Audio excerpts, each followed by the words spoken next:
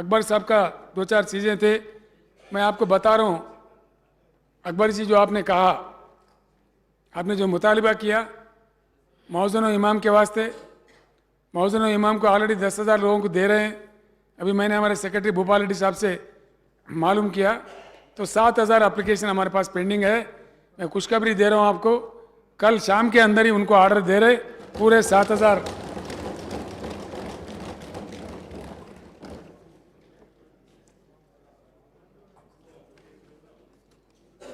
कल शाम के अंदर जीवो निकल जाएगा।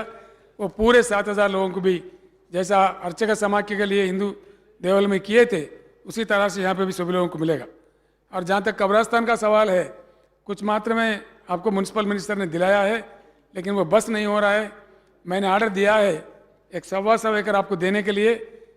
बिल्कुल मेडचल मलकाजगिरी ज़िले में कुछ गाँव में, 2-4 गाँव में 125 एकड़ की अराजी मिला और रंगारेड्डी ज़िले में 112 एकड़ का मिला। तो इसमें से एक 125 एकड़ कल शाम तक आपको जीवो मिल जाएगा।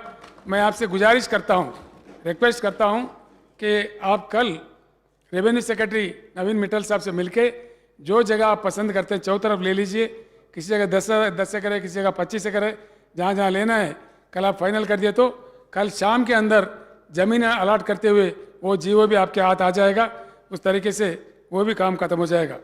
और दूसरे 2-4 मसाइल आप जो बोले थे वो बिल्कुल उससे मैं सहमत हूँ। जो स्कॉलरशिप से टाइम पे आना चाहिए और कुछ मात्रा में बजट बढ़ाने के भी जिक्र किया आप 2-4 जगह, मैंने नोट कर लिया है। उस पर बिल्कुल मुकम्मल तौर पर मैं गौर करूँगा, आपको इतला भी दे दूँगा। इतना कहते हुए मैं अपनी बात ख़त्म करता हूँ। IT, हाँ, मैं IT का जो हमारे पहाड़ी शरीफ के ज़मीन है, ये आपको वक्फ ज़मीन के बारे में कई लोगों को जानकारी नहीं रहता, लेकिन मैं जानता हूँ। वक्फ मीन्स डोनेशन। वक्फ उर्दू वर्ड है, उसका असली मीनिंग है डोनेशन। डोनेशन यानी बड़े लोग जो हमारे पुराने लोग थे, हमारे जागीरदार, जमींदार, राजा महाराजा जो भी थे, उसमें हिंदू भी थे, मुसलमान भी थे, सब किस्म के लोग थे। मुसलमान जागीरदार ज़्यादा थे। उन्होंने हज़ारों एकड़ ज़मीन वक्फ में दे दिया। किस लिए दिया? మీరు కూడా అందరు వినాలి, వక్ఫ్ అంటే అర్థమవుతుంది किस लिए दिया वो ज़मीन। उसको एक मनशाए वक्फ बोल के भी रहता। मनशाए वक्फ यानी पर्पस ऑफ डोनेशन। किस लिए दिया गया? कुछ लोगों ने दवाखाना बनाने के लिए दिया ताकि लोगों की सुविधा हो, कुछ लोगों ने और ये स्कूल बनाने के लिए दिया ताकि बच्चों को तालीम मिले। ऐसे कई तरीके से कई वेलफेयर एक्टिविटी के लिए दिए। तो हमारे पास भी मनशाए वक्फ में कई किस्म के है। आपने पहाड़ी शरीफ दरगाह के जो ज़मीनात है वहाँ पे एक IT टावर लाने का आपने किया। मैंने अभी इंफॉर्मेशन टेक्नोलॉजी मिनिस्टर से बात किया, उसको जल्द ही अमल में लाएंगे और आप दोनों जाके संगे बुनियाद रखिए, मुझे बहुत खुशी होगी। और दूसरा भी एक अच्छी बात आपने कहा, ग्रुप 2 एग्ज़ाम के बारे में आप याद कर रहे थे।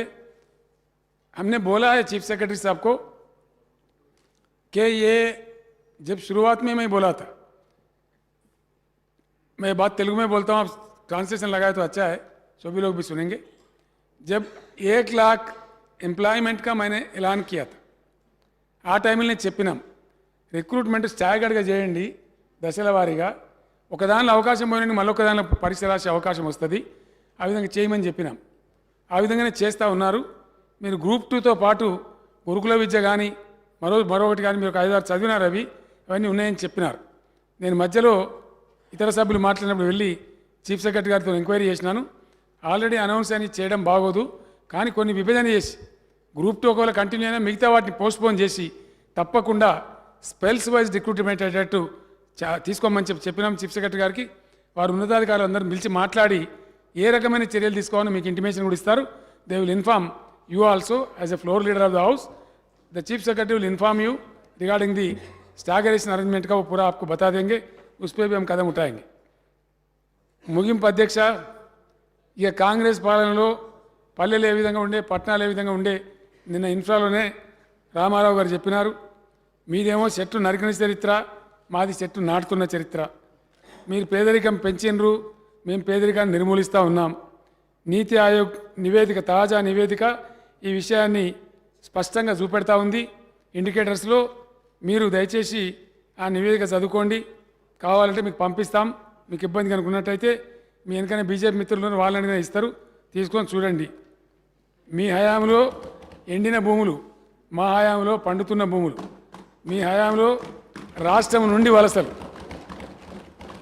మీ కాంగ్రెస్ పార్టీ హయాంలో రాష్ట్రం నుండి వేల లక్షల సంఖ్యలో వలసలు, మా హయాంలో 14 రాష్ట్రాల నుంచి తెలంగాణకు వలసలు.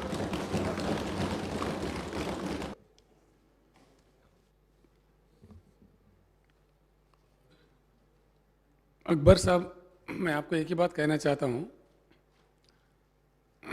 हमारे रियासत के जितने भी लोग हैं, वो चाहे हिंदू है, मुसलमान है, दलित है, बीसी है, सरकारी कामों में, सरकारी सब्सिडाइज में हर किसी का सिमिलर दर्जा होना चाहिए.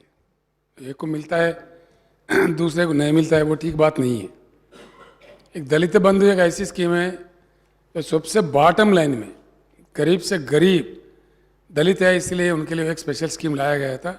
लेकिन बाकी मामलात में मैं आपसे बिल्कुल सहमत हूँ. जो स्कॉलरशिप का आपने जिक्र किया उसका मेरा पूरा एहसास है. मैं हरीश राव जी से कहता हूँ, उनके सदारत में होम मिनिस्टर साहब भी जाएंगे, म्यूनसिपल मिनिस्टर भी जाएंगे, उन्हीं के चैम्बर में उनसे मालूम कर लीजिए. आप कल या परसों बैठ लीजिए, ये सारे मसाइल जितने भी आप उठाए वहाँ ड्राफ्ट कीजिए, क्या क्या निकल सकता है उसमें.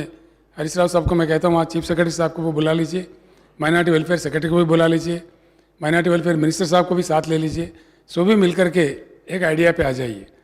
दूसरी बात मैं आपसे ये खुलकर कहना चाहूँगा, ओल्ड पेंशन स्कीम का बड़ा मल्टी नाटी हो गया है. इट हैज़ बिकम ए पीटा मुड़ी बोलते हैं उसको तेलुगु में, ऐसा कर दिए लोगों ने. अभी कांग्रेस पार्टी ने वादा किया राजस्थान में, छत्तीसगढ़ में हम ओल्ड पेंशन ला देंगे, लेकिन कुछ नहीं कर पाए, सिर्फ वादे का वादा रह गए. जो कि जब गवर्नमेंट ऑफ इंडिया से पूछ रहे उसका एक सिस्टम उन्होंने बना दिया. कांग्रेस सरकार ने ही बना दिया था, उसको बीजेपी अमलावरी में लाया. वो पेंशन फंड बोल के बना दिए. अब सरकार के पैसे, एम्प्लॉयज़ के पैसे जाके वहाँ जमा हो गए, वो वापस देने के लिए तैयार नहीं है. तो उसमें क्या कर सकते, क्या नहीं कर सकते, उसमें कोई किसी को अभी अंदाज़ा नहीं है. बस चल रहा है, उनका डिमांड चल रहा है, सरकारें सुन रहे, कुछ सरकारें सिंपैथेटिक है. 3-4 जगह तो कांग्रेस पार्टी ने ऐलान भी किया. हिमाचल में उसी नारे पे कांग्रेस ने जीता, लेकिन जीतने के बाद कुछ नहीं कर पा रहे. इसीलिए हम एग्जामिन करेंगे इसको ज़रूर, इस बात को. हमारे ही मुलाजिम हैं, उनका लाइफ गारंटी चाह रहे वो लोग, इसमें क्या है, पूरा ज़िंदगी भर तक एक हमारा ये रहता बोल के उनका सेफ्टी चाह रहे, लाइफ सेफ्टी चाह रहे हैं. इसमें कोई बड़ी बात नहीं है. लेकिन इस चीज़ को मैं यूं ही नहीं कह सकता, गैर जिम्मेदार नहीं कह सकता, लेकिन इसको ज़रूर एग्जामिन करेंगे. जो कुछ भी अपने तरफ से किया जा सकता है, सिंपैथेटिकली विल डू दिस.